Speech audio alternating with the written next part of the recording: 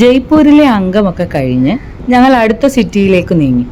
ബിക്കാനീറാണ് ഇത്തവണ കറങ്ങാമെന്ന് വിചാരിക്കുന്നത്. ബിക്കാനീർ സിറ്റിയിൽ നിന്നും 30 കിലോമീറ്റർ അകലെയുള്ള കർണിമാതാ ക്ഷേത്രത്തിലേക്കാണ് ഇന്നത്തെ യാത്ര. കർണിമാതാ ക്ഷേത്രം ഒരുപാട് പ്രത്യേകതകളുള്ള ഒരു ക്ഷേത്രമാണ്. അവിടുത്തെ വിശേഷങ്ങളൊക്കെ അവിടെ ചെന്നിട്ട് നമുക്ക് കാണാം. ഏകദേശം ആരിഡ് ടോപ്പോഗ്രഫിയുള്ള, അതായത് മരുഭൂമിക്ക് സമാനമായ ലാൻഡ്സ്കേപ്പുള്ള ഒരു സ്ഥലത്തു കൂടിയാണ് നമ്മളിപ്പോൾ പൊയ്ക്കൊണ്ടിരിക്കുന്നത്. ഇത് ജോധ്പൂർ പോകുന്ന ഹൈവേ ആണ്. രാജസ്ഥാനിലെത്തി സവായ് മാധോപൂരും ജയ്പൂരുമാണ് ഞങ്ങൾ ആദ്യം സന്ദർശിച്ചത്. അവിടെ എങ്ങും തന്നെ ഇത്തരത്തിലുള്ള ഒരു ഭൂപ്രകൃതി കാണാൻ സാധിച്ചിരുന്നില്ല.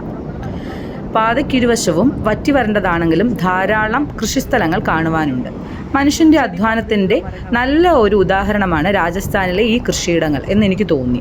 44 നദികളും ധാരാളം മഴയുമൊക്കെ ഉണ്ടായിട്ടും നമ്മളുടെ നാട്ടിൽ ഇത്രയും കൃഷിയൊന്നും കാണാൻ കഴിയുന്നില്ലല്ലോ. ബിക്കാനീറിൽ ഇന്ന് രാവിലെ ഞങ്ങൾ വന്നെത്തിയതേയുള്ളൂ.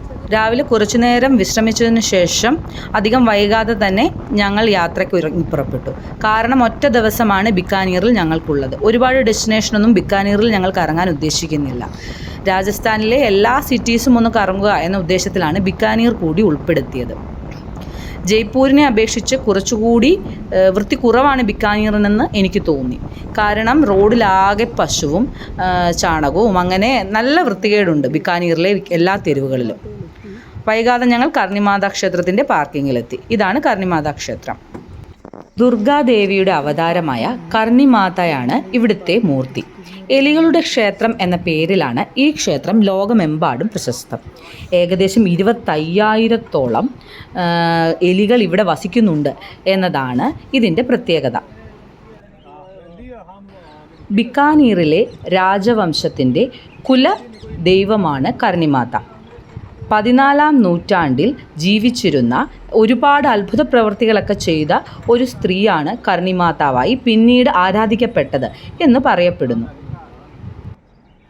കർണിദേവിയുടെ വളർത്തുമകനായ ലക്ഷ്മണ കപിൽ സരോവർ എന്ന ജലാശയത്തിൽ മുങ്ങി മരിക്കുകയും എന്നാൽ അദ്ദേഹത്തെ തിരികെ കൊണ്ടുവരാനായി യമരാജനോട് പ്രാർത്ഥിച്ച കർണിമാതാവിന് ലക്ഷ്മണനെ തിരികെ കൊടുക്കുക മാത്രമല്ല യമരാജൻ ചെയ്തത്, അവരുടെ എല്ലാ പുത്രന്മാരെയും എലികളായി പുനർജനിപ്പിക്കുകയും ചെയ്തു. ഇതുകൊണ്ടാണ് ഈ ക്ഷേത്രത്തിൽ എലികൾക്ക് ഇത്രയും പ്രാധാന്യമുണ്ടാകുവാൻ കാരണം. എന്നാൽ ക്ഷേത്രം ഇപ്പോഴത്തെ രൂപത്തിൽ ഇങ്ങനെ മാർബിൾ കവാടങ്ങളോടെയും സ്വർണത്തിൻ്റെ പിടിയും അലുകുകളുമുള്ള ഡോറുകളോടെയും ഒക്കെ പണി കഴിപ്പിച്ചത് ബിക്കാനീറിലെ മഹാരാജാവായ ഗംഗാ സിംഗ് ആണ്. ക്ഷേത്രത്തിനകത്ത് വീഡിയോഗ്രഫി അലൗഡ് അല്ല. അത് ഞങ്ങൾക്ക് തുടക്കത്തിൽ അറിയില്ലായിരുന്നു. മാത്രമല്ല അവിടെ എങ്ങും തന്നെ വീഡിയോഗ്രഫി അലൗഡ് അല്ല എന്നൊരു ബോർഡൊന്നും കാണാത്തത് കൊണ്ട് തന്നെ ഞങ്ങൾ സാധാരണ പോലെ തന്നെ വീഡിയോ ഒക്കെ എടുത്ത് മുന്നോട്ട് നീങ്ങി. കുറച്ച് മുന്നോട്ടേക്ക് ചെന്നപ്പോഴാണ് ക്ഷേത്രത്തിലെ ഒരു ഉദ്യോഗസ്ഥൻ ഞങ്ങളെ വീഡിയോ എടുക്കുന്നത് തടഞ്ഞത്. ഇവിടെ ഫോട്ടോഗ്രഫി മാത്രമേ അലൗഡ് ആയിട്ടുള്ളൂ, വീഡിയോഗ്രഫി പാടില്ല എന്ന് അദ്ദേഹം കർശനമായി പറഞ്ഞു. അതുകൊണ്ട് തന്നെ പിന്നീട് ക്ഷേത്രാചാരങ്ങൾ ലംഘിക്കലുണ്ടല്ലോ എന്ന് വിചാരിച്ച് ഞങ്ങൾ വീഡിയോഗ്രഫി നിർത്തുകയും ഫോട്ടോ എടുക്കുകയും ചെയ്തു.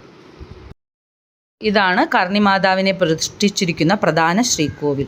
ഇവിടെ പലതരം ആചാരങ്ങളും എല്ലാമുണ്ട്. ശ്രീകോവിലിലും അവിടെയും ഇവിടെയുമെല്ലാം ധാരാളം എലികളെ കാണാൻ കഴിയും. ഈ കറുത്ത എലികളെ കൂടാതെ വെള്ളെലികളും ഉണ്ടത്രേ. അങ്ങനെ വെള്ളെലികളെ കാണുകയാണെങ്കിൽ നമ്മൾക്ക് ഏറ്റവും ഇഷ്ടപ്പെട്ട എന്തെങ്കിലും ഉടനെ തന്നെ സംഭവിക്കും എന്നതാണ് ഇവിടുത്തുകാരുടെ വിശ്വാസം. എലികളെ ഭക്ഷണം കൊടുക്കുവാനും പ്രാർത്ഥിക്കുവാനും വേണ്ടി ധാരാളം ആളുകൾ ഇവിടെ ദിവസവും എത്തിച്ചേരാറുണ്ട്. ഇതുമാത്രമല്ല, ബ്രിട്ടീഷ് ഭരണ കാലഘട്ടത്തിലുണ്ടായ പ്ലേഗിൻ്റെ സമയത്ത് ഈ നാടിനെ മാത്രം എലികൾ പ്ലേഗിൽ നിന്നും രക്ഷിച്ചു എന്നും ആളുകൾ വിശ്വസിക്കുന്നു. ഇങ്ങനെ പാല് കുടിക്കുന്ന എലികളും ഭക്ഷണം കഴിക്കുന്ന എലികളും ഒക്കെ തന്നെയായി ഈ അമ്പലത്തിലൊട്ടാകെ ഒരുപാട് എലികളുണ്ട്. അമ്പലത്തിൽ നിന്നും പുറത്തിറങ്ങി ചുറ്റുപാടുമുള്ള മാർക്കറ്റ് ഏരിയകളിലൊക്കെ ഞങ്ങൾ ആകെ ഒന്ന് കറങ്ങി ഭക്ഷണം കഴിക്കുക എന്ന ഉദ്ദേശം. എന്നാൽ ഇവിടെ ഞങ്ങൾക്ക് വേണ്ടുന്ന ഭക്ഷണങ്ങളൊന്നും തന്നെ കണ്ടുപിടിക്കാൻ കഴിഞ്ഞില്ല. എല്ലായിടത്തും കച്ചോരിയും സ്ഥിരം രാജസ്ഥാനി ഭക്ഷണങ്ങളും തന്നെ. സത്യത്തിൽ കച്ചോരി കഴിച്ച് ഞങ്ങൾ മടുത്തു. എന്നിരുന്നാലും വിശപ്പിൻ്റെ ആധിക്യം കൊണ്ട് അമ്പലത്തിന് തൊട്ടു വെളിയിൽ തന്നെ ഉള്ളൊരു കൊച്ചു കടയിൽ കയറി കച്ചോരി തന്നെ ഞങ്ങൾ കഴിച്ചു. ഇനി ഇഡലിയും ദോശയും സാമ്പാറും ഒക്കെ രാജസ്ഥാനിൽ നിന്നും മടങ്ങിയിട്ട് മാത്രമേ കിട്ടുകയുള്ളല്ലോ എന്നാലോചിച്ച് ദേശം ദുഃഖം തോന്നാതെ ഇരുന്നില്ല. ചേരെ തിന്നുന്ന നാട്ടിൽ ചെന്നാൽ നടുക്കണ്ടം തിന്നണമല്ലോ എന്ന തത്വത്തിൽ അവിടെ ഇരുന്ന് കച്ചോരിയും കഴിച്ച് ഞങ്ങൾ തിരികെ ബിക്കാനീറിലേക്ക് തന്നെ പുറപ്പെടുകയാണ്. ബാക്കി ബിക്കാനീറിലെ വിശേഷങ്ങളുമായി അടുത്ത എപ്പിസോഡിൽ കാണാം. വീഡിയോ ഇഷ്ടമായെങ്കിൽ ലൈക്ക് ചെയ്യുക, ഷെയർ ചെയ്യുക, സബ്സ്ക്രൈബ് ചെയ്യുക. Thank okay